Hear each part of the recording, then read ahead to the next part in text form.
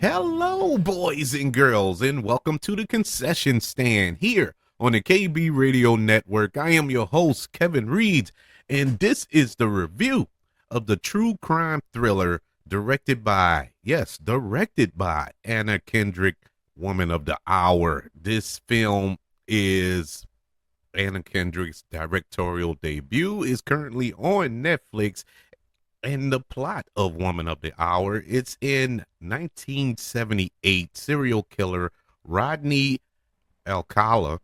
He appears on a dating game. He wins a date with a bachelorette by the name of Cheryl Bradshaw. At that time, Rodney had murdered 5 women, and his strange faxation during the episode later nicknamed him the dating game killer. And it just so happened I'm into true crime dramas, documentaries, especially documentaries. And I have not too long watched a documentary about this fella, and I was intrigued by that story. I was like, man, this is crazy. you know, uh, all of them are crazy. Let's be real. With these serial killers, and we don't get to see a lot of. And I know this is gonna come off as weird, but to see real good serial killer movies like we used to back in the day. But I was excited for that aspect too. The other thing I was excited about, the main drawing factor to this film, was Anna Kendrick, who is an actress, very good actress, funny.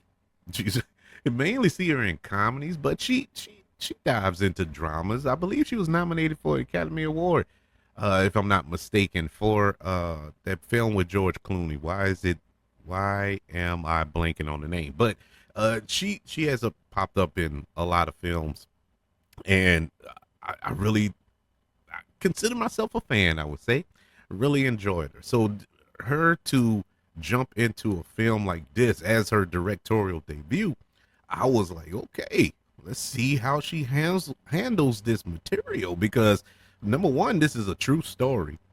Number two, this can get super dark. Well, not can, it is super dark. We're talking about a serial killer. And how are we going to handle uh, the people, the actual people, the actual victims of this heinous acts that dating game killer, and how are we going to treat the victims in this film, and will the victims' families be upset on how their loved ones were depicted, things of that nature. And so it was a lot of that that I was curious to see going into this film. Anna Kendrick, along with directing, she stars in the film, of course, along with Daniel Zovetto. I believe I'm saying his name correctly. If not, I apologize. He plays the dating game killer here. Nicolette Robertson is also in this film. Tony Hale, Catherine Gallagher. This film was initially set to release last year, I believe. I know it was at a film. I've been hearing about this film about like a year, and we're finally getting it. And I was wondering, why is this film not coming out? Is it that bad? I was kind of nervous about that. This was a really good movie. For a directorial debut, this was done very well. I am so happy for Anna Kendrick's here. This isn't something that I would say is theater worthy. This pretty much premiered where it needed to premiere on Netflix. It felt like a Netflix film, and that's not a shot. That's actually pretty good. A compliment, if you will. Anna Kendrick did a marvelous job directing this film. I mean, honestly, you would have thought that she was a seasoned veteran behind the camera. I guess, you know, being an actress of her ilk, working with some really good directors, really, I would say fabulous directors throughout her career, she picked up little nooks and ticks or whatever from all of those directors to use in her own vision. And it's displayed beautifully here. This film is very frightening, but not in the sense of like a stalker film, like a horror movie in that sense. This is a true horror movie for women, but this is a horror movie of a different kind. And when I say it's frightening, uh the filmmakers here, Anna Kendrick and her team, they did something that, lately you don't see. If you watch horror movies or thrillers or movies based on killers of any kind, they got to show you. They got to go through step by step on how a person dies, and if and depending on the story, it is fine, to see somebody get decapitated or whatever, or choked out or strangled or raped and all this here. There is rape, there is strangulation and all forms of evil, vile stuff happening to these women, but they don't show it. They show you right at the beginning of it, and then you get flashes of the aftermath of it. But they do a marvelous job of letting your imagination do all the work.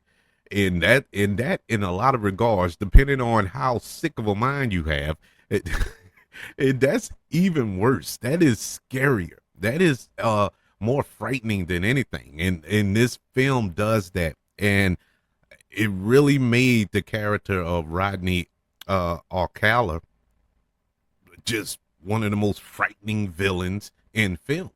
And the way that Daniel uh, Zoveta, Zovetto, man, I hope I'm saying his name right. Eventually, I'm going to have to get it right because this guy was amazing. He was the standout in this film. Um, his performance as Rodney, as the dating game killer, was so chilling, so frightening, so disturbing that you can't help but to look at him crazy. I don't know how he's going to be able to walk around, just Daniel himself, go to the grocery store without somebody running away or calling the police on him, because he really did a good job in his role. And he didn't walk around with a mask on. He didn't walk around with a scowl on his face. He looking evil. No, he didn't look evil. He looked like an ordinary average guy, like he portrayed to these women that he baited into these situations. Um, and that's what made it frightening, because through his performance, you can tell there was something behind his eyes. There was something behind that smirk. There was something of a mask that he was wearing, but it was his face, but it just didn't seem real. But you can see how these women can get baited in to this guy. And, if you ever seen the real life Rodney Alcala, he was a good looking guy. He wasn't a, you know, I don't know, evil looking person. I don't know how else to describe him, but he's a handsome guy. He died a few years ago in prison, thank God. But he was a good looking guy, so you could see how women would be attracted to him and whatnot. Um, Daniel, I'm not gonna say he wasn't good looking, but he doesn't look like the real Rodney in real life. But he's a handsome guy. He's a good looking fella. But yet and still, you can see the charm in him, and at the same time, you can see that he has ulterior motives as well. It's just a powerful performance that I pray doesn't get overlooked. And in the event that it does, that's why I am expressing it on this show.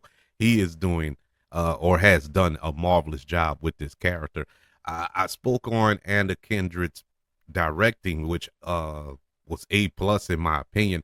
Her acting in this film, not so much. I didn't hate her performance, but I didn't love her performance as well. She was fine. Her character really didn't. How else can I put this without being disrespectful? Her character really didn't have much to go off of. Going off the real life Cheryl Bradshaw, if that's a real name. I don't think that was a real name. You know, I think they protecting her name, understandably so. But it just ain't much to it, and they tried to really flush it out, and there was nothing to flush, you know. And so I would say her performance was fine. The supporting cast was also fine. There was a subplot that went on throughout the film that I didn't. I'm not gonna say I didn't like, but I didn't feel it was necessary in the film because in the end, that's not what got Rodney caught. Now it did contribute to his conviction when he was arrested, I would say, but not to get him caught. And that's what I was anticipating. It did. I know what they were trying to show. They were trying to show that when a woman complains or files a report, how society doesn't take them seriously in a lot of cases. And that was what that subplot is. And I get it. I understand it, and it is frustrating for women. Trust me, I feel you. I'm with you. I'm champion with for you on this. Being as though I have a mama, I have a wife, and I have two daughters. So I trust me. I want that to change as well. But as far as the structure of this film, it didn't quite get there for me. Now it didn't damage the movie any, to whereas I was like, oh man, it ruined the film, man.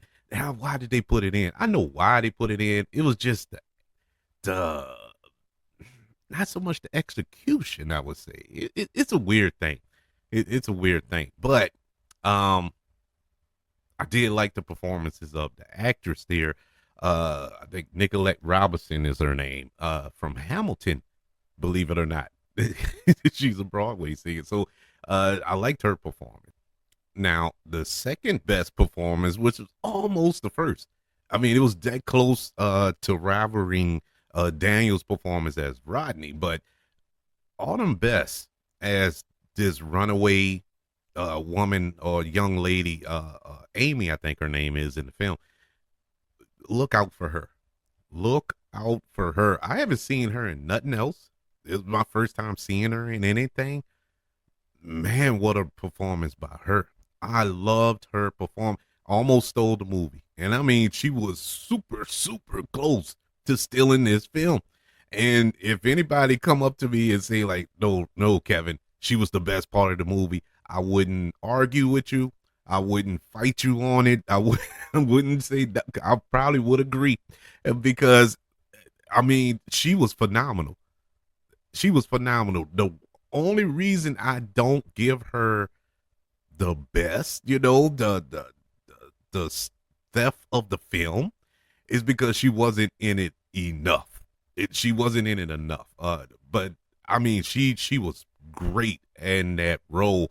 Uh, the one character that I was just hands down afraid for. I was afraid for all the women that was in the path of this crazy man, but she, I mean, I was so scared for her, and the way she played that character, the way uh that character goes through this journey in this film. Oh my God, you're on the edge of your seat the whole time she's on the screen. What's gonna happen to her? When is he gonna strike and all this? It was frightening as I don't know what, but phenomenal job by her. I think this is clearly one of the best films of the year. Uh, despite despite having a couple of stumbles throughout the film, but it was stumbles. They didn't fall down at no point.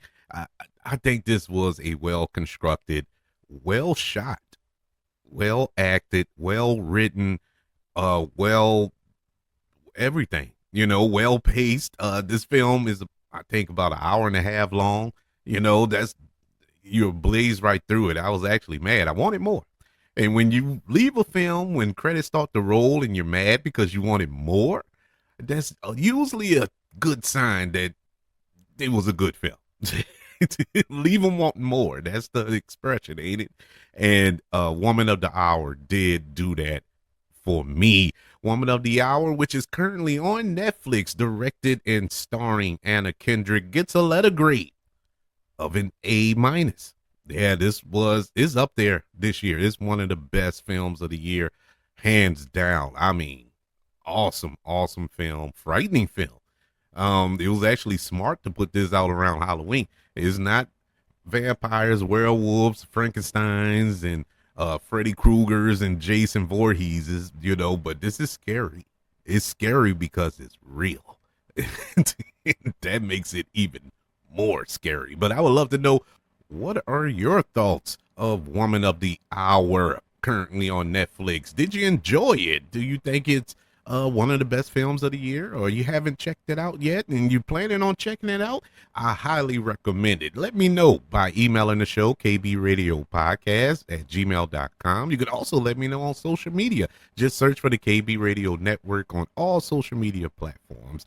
Don't forget about YouTube. Subscribe to the KB Radio Network channel on YouTube and like this video if you don't mind. Also, don't forget about the 5 stars, the reviews, and sharing this show if you're listening on Apple Podcasts, Spotify, iHeartRadio, wherever you are currently listening to the concession stand here on the KB Radio Network. Everybody, thank you for joining me for this review of Woman of the Hour currently on Netflix. Want you all to know that I love you. Continue to love everyone. And until we speak again, you all be blessed.